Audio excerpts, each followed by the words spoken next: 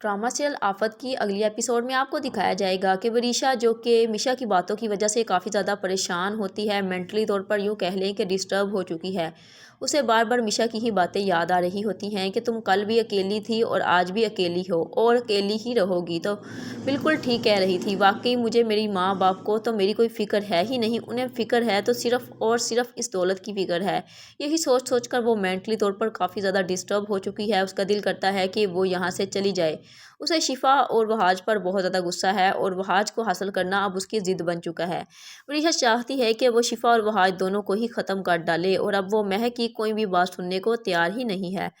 महक उसको बहुत ज़्यादा समझाने की कोशिश भी करती है, लेकिन वो चाहती है कि वो यहाँ से चली जाए। महमूद ने तो इस वरीशा को इस्तेमाल करने के लिए और अपनी कठपुतली बनाने के लिए उसको ऐसा बनाया है ताकि उसको समझ बूझ ही ना आए कि क्या सही है और क्या गलत। और फिर जब वरीशा की हालत बहुत ज़्यादा बुरी हो जाती है तो महमूद ने उसको ऐसी मेडिसन्स पर लगाया हुआ है कि जब वो मेडिसन्स का असर रहता है तो वरीशा तब तक तो सही रहती है, लेकिन बाद में उसकी तबीयत फिर से वैसी होना शुरू हो जाती है।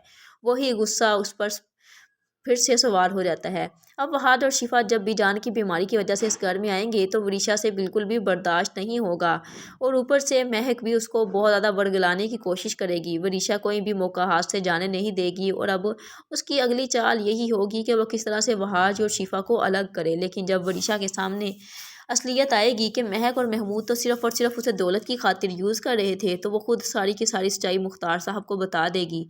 जब वरीशा को ये बात पता चलेगी, वो जिनको अपना दुश्मन समझती रही वो तो उसके अपने थे और जो माँ उसके सामने अपना बनने का नाटक करती थी वो तो कल भी उसकी नहीं थी और आज भी उसकी नहीं है। वो तो सिर्फ़ और सिर्फ दौलत की ही भूखी है। If you like my videos please like and subscribe my channel.